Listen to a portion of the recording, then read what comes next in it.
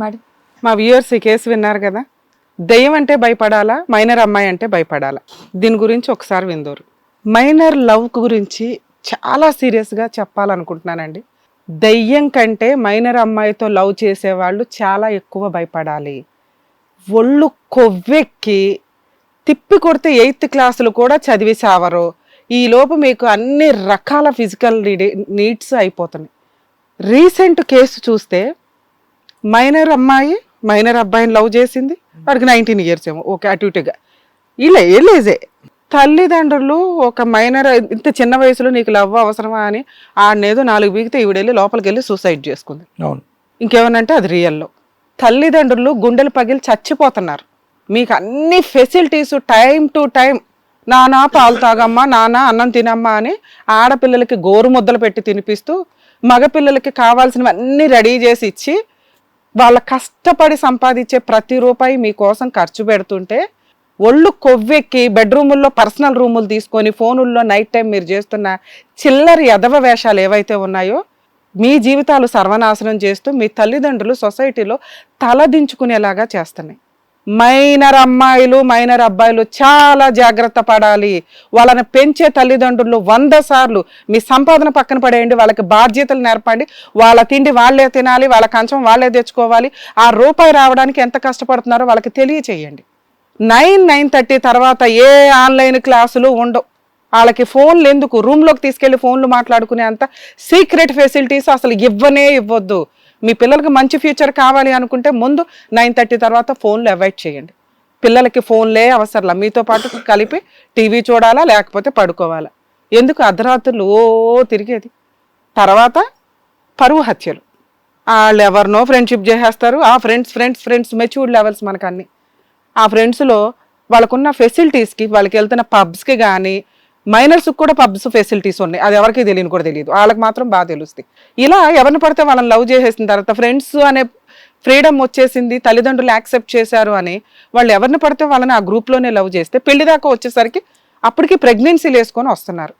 ఎన్ని కేసులు. మొన్న మేడం మేము కరీంనగర్ ఒక కోర్టుకి కేసు పని మీద వెళ్తే 2 తల్లిదండ్రులు కోర్టు దగ్గర పిచ్చి వాళ్ళలా తిరుగుతున్నారు.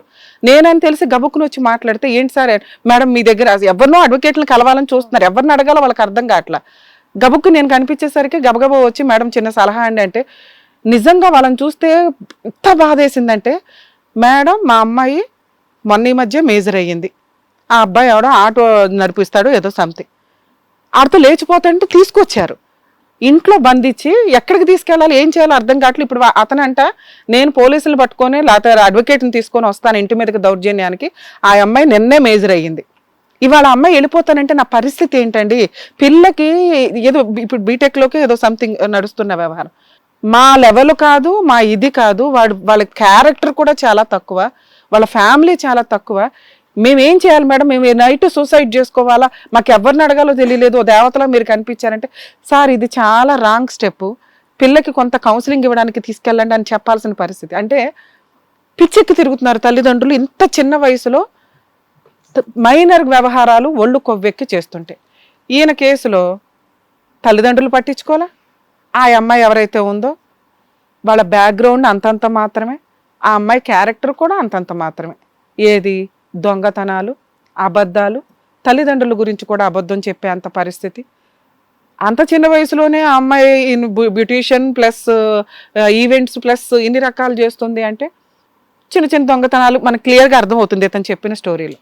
మరి ఈవెన్ క్యారెక్టర్ ఏంటంటే, నాకు అసలు పరిచయం ఉన్నప్పుడే ఇష్టం లేదండి, డే 1 అమ్మాయి నాతో పాటు వచ్చేయడానికి రెడీ అయింది.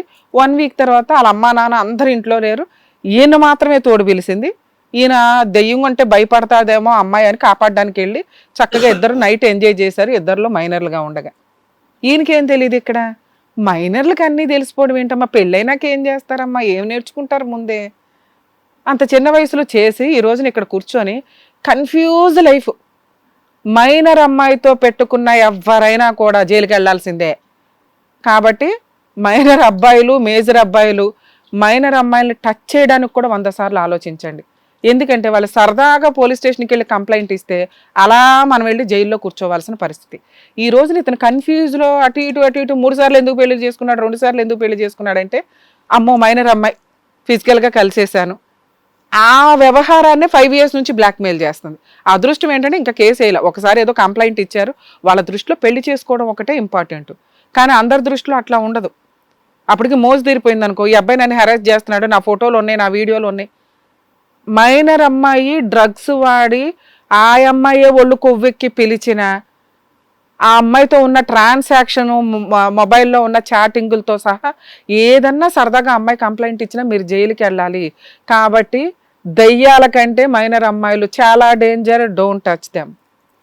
జీవితం నాశనం చేసుకున్నావు, జాగ్రత్తగా ఉండాలిరా బాబు అని మీలాంటి వాళ్ళు వచ్చి చెప్పినప్పుడల్లా మేము ముగ్గురు మొత్తుకుంటున్నాం మా వ్యూయర్స్కి. ఏమన్నా తెలిసి జ్ఞానంతో మాడిఫై అయ్యి కాస్త సైలెంట్ ఉంటే ఓకే. మేము కూడా తెలుసుకొని అనుభవించి జైలు చుట్టూ వెళ్తామంటే అందరిని మేమేం చేయలేం. ఇది తప్పు చెయ్యొద్దు అంటే దాన్ని ఎంతోమంది అనుభవించి అరే బాబు ఇలా చేయకూడదు అని పెద్దవాళ్ళు చెప్పినట్టు అది చేయకుండా ఉంటే మన లైఫ్ బాగుంటుంది. నేను కూడా నేర్చుకుంటానండి ఆ తప్పు చేసి అంటే ఇంకా అందరు నేర్చుకుంటే జీవితాలు అయిపోతాయిగా, నేర్చుకునే దగ్గర అయిపోద్ది. మీ జీవితంలో ఆవిడెంత రాంగ్ స్టెప్ వేసిందో మీరు కూడా అంతే. మీరేమీ పెద్ద శుద్ధపోస కాదు. 19 yearsలో ఒక అమ్మాయి ఎందుకు పిలిచిందో తెలుసు, చాక్లెట్లు తీసుకుంటున్నావు, ఎంజాయ్ చేస్తున్నావు, వెళ్తున్నావు, ఫిజికల్గా కలిసి చేస్తున్నావు. నువ్వు మైనర్వే, నువ్వు పసిపిల్లడివే, అయినా నువ్వు అన్ని పనులు చేసేసావు ముదురు ముచ్చలాగా. ఇప్పుడు వచ్చి కేసుల నుంచి తప్పించుకోవడానికి ఒకసారి ఏదో దండలు మార్చుకున్నావు అంటే పెళ్లి చేసుకోవడానికి యాక్సెప్ట్ చేసినట్టేగా. కేసు అంటే భయపడి పెళ్లి చేసుకోవడానికి యాక్సెప్ట్ అయ్యావుగా. రెండోసారి అలా ఒక ఇల్లు తీసుకుని 1 year నుంచి మీరిద్దరు సహజీవనంలో ఉన్నారు. ఆ అమ్మాయి దృష్టిలో మీరిద్దరు భార్యాభర్తలు, నీ దృష్టిలో సహజీవనం. ఇదేదో ఒళ్ళు కొవ్వెక్కేలాగా ఉంది అవ్వారం అని చెప్పి అమ్మాయి రెండోసారి మళ్ళీ ప్రెజర్ చేస్తే ఈసారి తాళి కట్టావు లీగల్గాని. అంటే రెండోసారి కూడా పెళ్లి చేసుకోవడానికి రెడీగా ఉన్నట్టేగా నువ్వు. కేసులు తగ్గిపోయినాయి, అమ్మాయి మేజర్ అయిపోయింది. ఇప్పుడు నీ బాధ ఏంటంటే నలుగురు ముందు చేసుకోవడానికి ప్రాబ్లం ఏంటి, కొన్ని కోట్ల మంది ముందుకు వచ్చావు. ఇప్పుడు ఏ కేసు అయితే నువ్వు భయపడుతున్నావో వాళ్ళ అమ్మ క్యారెక్టర్ నీకు అనవసరం, అమ్మాయి క్యారెక్టర్ నీకు అనవసరం. నీకు ప్రజెంట్ ఉన్న పెద్ద అగాధం ఆ అమ్మాయి నేను మైనర్గా ఉన్నప్పుడు ఇతను నన్ను వాడుకున్నాడండి పెళ్లి చేసుకోలేదు అని కేసు వేస్తుందేమో అని నీ భయం. నువ్వు దండలు మార్చుకున్న ఎవిడెన్స్ లేదు, నువ్వు తాళి కట్టిన ఎవిడెన్స్ లేదు, ఆ అమ్మాయి చెప్తే తప్ప. ఈ రెండు పెళ్లి కింద రావు అని ఆవిడ ఫీలింగ్, నీ ఫీలింగ్, జనాల ఫీలింగ్. కాబట్టి లీగల్గా ఓ పెళ్లి చేసేసుకో. ఇన్నిసార్లు చేసుకున్న పెళ్ళేదో ఇంకోసారి చేసేసుకొని అమ్మ నీకు నమస్కారం, ఓ 6 months కాపురం చేస్తావా, 1 year కాపురం చేస్తావా. అప్పుడు నువ్వు లవర్వి కాదు, మైనర్ అమ్మాయిని ఇబ్బంది పెట్టిన వాడివి కాదు, భార్యాభర్తల తగాదా అవుతుంది. ఈ కేసు కంటే నువ్వు ఏదైతే 2-3 సార్లు పెళ్లి చేసుకున్నావో నీ తెలివితేటలు ఉన్నాయి చూసావా, చాలా అప్రిషియేట్ చేయొచ్చు. ఆ కేసులో ఇరుక్కోవడం కంటే భార్యాభర్తల తగాదాలకి సంబంధించిన కేసులో ఇరుక్కోవడం చాలా బెటర్. ఇప్పుడు ఆ అమ్మాయిని నువ్వు పెళ్లి చేసుకోకపోతే ఆ అమ్మాయి స్టిల్ ఇప్పటికీ అదే పాయింట్ మీద నేను మైనర్గా ఉన్నప్పటి నుంచి నాతో సహజీవనం చేస్తున్నాడండి పెళ్లి చేసుకుంటానని చెప్పి ఫిజికల్గా కలిసి స్టిల్ ఇప్పటికీ నన్ను పెళ్లి చేసుకోలేదు అని కంప్లైంట్ ఇస్తే మీరు, మీ అమ్మా నాన్న, మీ అక్క కూడా జైలుకి వెళ్లాల్సిన పరిస్థితి. ఎందుకంటే వీళ్ళందరే నిన్ను పెళ్లి చేసుకోనివ్వకుండా ఆపుతున్నారు అని. నువ్వు ఏ కేసుకి అయితే భయపడి 2-3 సార్లు సీక్రెట్గా చేసుకున్నావో ఆ కేసు ఇంకా స్టిల్ ఓపెన్లోనే ఉంది. మీరు లీగల్గా పెళ్లి చేసుకునేదాకా. సో ఇప్పుడు ఈ వీడియో మర్చిపో, ఈ ఎపిసోడ్ మర్చిపో, అన్నీ మర్చిపో, ఇంటికి వెళ్ళు ఫ్రెష్గా. అమ్మాయితో ఇప్పుడు ఇంకా కలిసే ఉన్నావు, తగాద అయితే జరుగుతుంది. నాన్న నాకు 1 week టైం ఇవ్వు, 10 days టైం ఇవ్వు, అమ్మ వాళ్ళని ఒప్పిద్దామని సీక్రెట్గా రిజిస్టర్ మ్యారేజే చేసుకుంటారు. ఏదో ఒకటి లీగల్గా ఒక డైవర్స్ తీసుకో. ఎందుకంటే నువ్వు విడాకులు తీసుకోవాలి అంటే నీకు లీగల్ మ్యారేజ్ కావాలి. ఇప్పుడు నువ్వు చెప్తున్న పెళ్ళిళ్ళు లీగల్గా నువ్వు డైవర్స్ తీసుకోవడానికి పనికిరాదు. ఆ అమ్మాయి యాక్సెప్ట్ చేయట్లా, ఆ అమ్మాయి ఇంకా కేసులు వేస్తాను అంటుంది. అదే నీకు లీగల్ ఎవిడెన్స్ ఉందనుకో మ్యారేజ్ అయినట్టుగా, ఆ అమ్మాయి ఒకవేళ అలాంటి కేసు ఫైల్ చేసినా నువ్వు ఆల్రెడీ ఎవిడెన్స్ చూపించి ఇదిగోండి మా ఇద్దరికి పెళ్ళి అయింది, మేమిద్దరం లవర్స్ ఎట్లా అవుతాం, భార్యాభర్తలం, ఇప్పుడు ఇదిగోండి ఈ అమ్మాయి క్యారెక్టర్ ఎట్లా ఉంది, నాకు వీళ్ళ క్యారెక్టర్లు ఫస్ట్ నుంచి తెలియట్లా, ఇలా బిహేవ్ చేశారు వీళ్ళు, సో ఇలాంటి వాళ్ళతో నా వల్ల కాదు, ఇదిగోండి నిన్నే కొట్టింది అమ్మాయి, నిన్నెట్ట కొడుతుంటుంది రోజు, ఆ కొట్టిన దెబ్బలు కానీ ఎవిడెన్స్లు పెట్టుకొని చక్కగా వెళ్ళి డైవర్స్ కేసు వేసుకో. ఈ అమ్మాయి ఎక్కువ కాలం కోర్టులు చుట్టూ తిరిగే టైప్ కాదు. ఎందుకంటే నీకంటే ఆవిడ బెటర్ పొజిషన్లోనే ఉంది. ఆ అమ్మాయిని వదిలించుకోవాలి అన్నా నీకు అది కొంచెం ఈజీ ప్రాసెస్. ఇలా అన్ని కేసుల్లో చెప్పమండి. ఎందుకు అంటే ఇక్కడ దొందే ఉన్నంతలో లీగల్ ప్రొసీడింగ్స్లో అమ్మాయి 5 years ఇతన్ని మ్యానిపులేట్ చేసింది, ఇతను అమ్మాయిని మ్యానిపులేట్ చేశాడు. కాబట్టి లీగల్గా వీళ్ళిద్దరూ విడిపోవాలి అంటే ప్రాపర్ ఎవిడెన్స్లు ఉండాలి. కాబట్టి మేము ఈ సలహా చెప్తున్నాం. ఇది మీకు ఇంప్లిమెంట్ అవ్వదు, వీళ్ళ కేసు స్పెషల్. అర్థమవుతుందా? మీరు ఇక్కడికి వచ్చి ఆ అమ్మాయిని ఎట్లా కట్ చేయాలండి అని అడగొద్దు. ఎందుకంటే ఆ అమ్మాయిని కట్ చేయించడం మా వల్ల కాదు. ఆ అమ్మాయి తెలివితేటలు వేరుగా ఉన్నాయి. నువ్వు లీగల్గా సేఫ్ సైడ్లో ఉండడం ఇంపార్టెంట్. లీగల్గా సేఫ్ సైడ్లో ఉండాలంటే లీగల్గా పెళ్లి చేసుకో. అది రిజిస్టర్ మ్యారేజ్ చేసుకుంటావో, నలుగురు ముందు ఒక వెడ్డింగ్ కార్డు 4 photos ఉండేలాగైతే చూసుకోండి. అది ఎవిడెన్స్. ఒక 6 months ఇప్పుడే అట్లాగా 5 years నుంచి భరించావు. ఇంకో 1 year భరిస్తావో 2 years భరిస్తావో భరించి అప్పుడు లీగల్గా విడిపోవడానికి చూడు, నీకు 100% ఆ అమ్మాయి నిన్ను టచ్ కూడా చేయలేదు. సరేనా? ఇది బెటర్ ఆప్షన్ మేడం ఈ కేసులో. సరే అదే ఓకే అమ్మా. సో నువ్వు దేని గురించి అయితే వచ్చావో దానికి సంబంధించిన కరెక్ట్ ఆన్సర్, పర్ఫెక్ట్ ఆన్సర్ దొరికిందని అనుకుంటున్నాను. Thank you. Thank you madam. Thank you. Thank you sir. Thank you madam. So అసలు ఆయనకు ఉన్నటువంటి సమస్యలకి ఎలా ముందుకెళ్తే నేను బాగుపడతాను అనే దానికి చక్కగా క్లారిటీ ఇచ్చి పంపించినందుకు thank you so much. Hit TV app, ఇందులో short news, live news, entertainment shows, movies, digital magazines తో పాటు మీ జిల్లా వార్తలను కూడా ఫ్రీగా చూడొచ్చు.